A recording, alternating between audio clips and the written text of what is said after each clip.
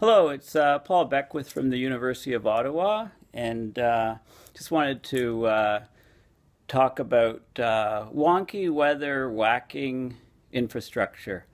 I'm in my office here, but I need some exercise. I've been doing so many videos lately, so I think I'll kind of walk around. And I need to look like a mad scientist, so, mix up the hair a little bit. So this is like Rick Mercer type, video. You walk around. There's not graffiti on the walls. It's I'm in the basement at University of Ottawa, filming this at some ridiculous hour. You guys, should be long asleep. But anyway, so what's the deal? I mean, we're getting more train wrecks around the world. We're getting more pipeline breaks. We're getting flooding, infrastructure torn apart. We're getting all kinds of nasty things. So why is this happening? How is this related to climate change? So what I want to do is, this is going to freak you out a bit because this is inverted, right? So Florida's right here, right? So North America comes up here. There's Newfoundland. There's North America here. Greenland's here. So this is inverted for you. Whoops. I don't know. I just flipped the planet around. But anyway, we won't bother with that.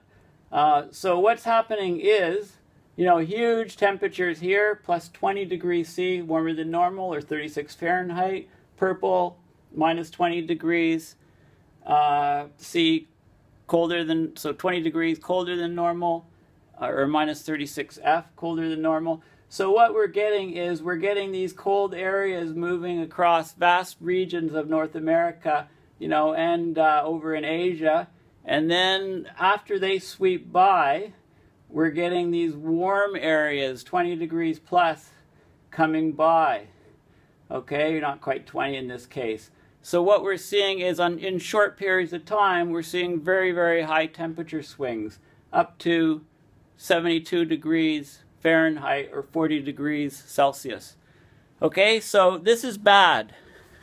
This is bad, and I'll tell you why it's bad. It's bad because engineers design things with safety factors, right? They design things with certain tolerances. So if you're designing a rail track, you're laying train track, okay? If you're just butting the rail sections, the 40-meter or 60-meter sections together, then what you do is it's done at a design temperature, so that if it gets hotter or colder, the rail contracts and expands, contracts if it's colder, so there'll be a gap between the rail, or the rails can be welded together, okay? In which case, so these are designed for, daily temperature swings, or, seasonal temperature swings happen on a much different time scale. So, they're basically not designed for having a swing of 40 degrees Celsius, in a day or two. And then cold for 3 or 4 days, and then back to a 40-degree swing in the other direction. So, whenever there's train wrecks, blame the train. Nobody's talking about the track. Why? Because there's not a lot they can do about it. We've got rail everywhere, right? We've got huge amounts of rail everywhere. We're getting these huge temperature swings due to climate change. And this is really, really, really doing a number on these systems. And we're seeing a lot more accidents. We have a lot more traffic, sure.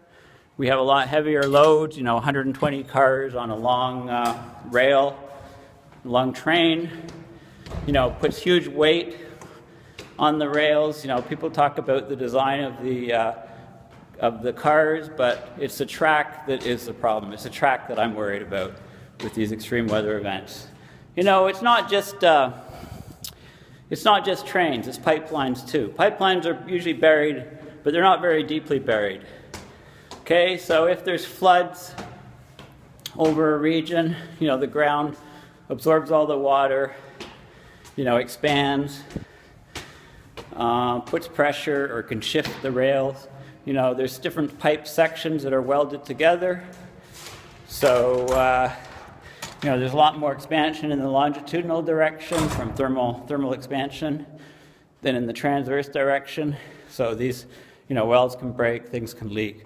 Also a lot of these pipelines are old. They're being retrofitted from natural gas to bitumen, right? And bitumen sinks. These things have to cross rivers. River gets swollen from a flood, takes out the pipe. Stuff goes in the river. Nobody even knows about it for a long time. And then if they can get away with it, they don't tell anybody that it's happened. Okay, so rails, pipes, equally bad. We've got to get off fossil fuels to renewable energy. We can do it. We have the technology. We can rebuild society. Sounds like $6 million man. But anyway, we don't have any choice. We start doing it now, or we wait and wait and wait. Countries like Britain, get hammered. Cities get hammered. Calgary, Toronto, Colorado, whole regions. Keep waiting, keep fiddling, keep talking about doing stuff on climate change. This is a time of consequences. I would love to see the day when we know, look, 85 people have about half the wealth. They have about the same amount of wealth as half the planet, as the other 3.5 billion. Okay, these are huge imbalances. There's about 90 or so companies that have put the vast majority of emissions into the atmosphere. So I would expect to see, as food prices go up, as all hell breaks loose, that there's some accountability for the companies that have been financing to the tune of about $1 billion a year, climate change denial, do the status quo. It's ridiculous. Like going to fracking, that's horrible. Fracking, that's natural gas. Natural gas is methane. Methane has a huge global warming potential. It's at least 150 times higher than CO2 on short time scales. We're getting all kinds of leaks. Emissions are way higher than people say. So this is a bridge fuel. Come on, Obama, get your act together. You have no idea. Just talk to your scientists. This is absurd. Why are we doing such dumb things right now? Anyway, rant. Houses, getting flooded out. I mean, maybe the best thing to do is get a mobile home, and then when a storm's coming by, just park it to a better place, right? Maybe we'll all be migrants like that. I don't know. But certainly things have to change. I mean, we don't have a choice. If you do buy a house, check out the elevation. Ask the realtor, what's the elevation? Are you on a floodplain? Are you on a low part of the city? The city gets 6 months of rainfall in one night. Is your house going to flood out? Don't buy a house in that location. Buy one at higher elevation.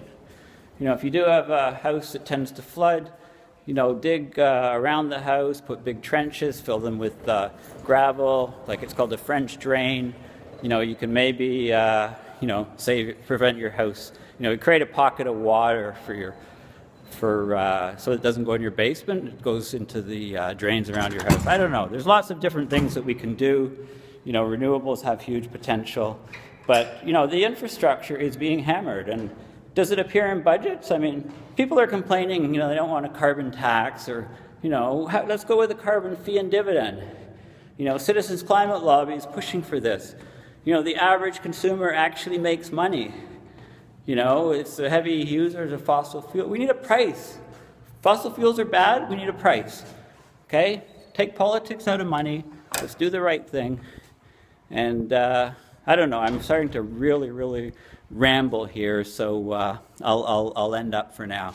But the increase in train wrecks, pipeline breaks, buildings falling apart, sinkholes, all of this stuff is related to the changing climate, which is changing weather patterns.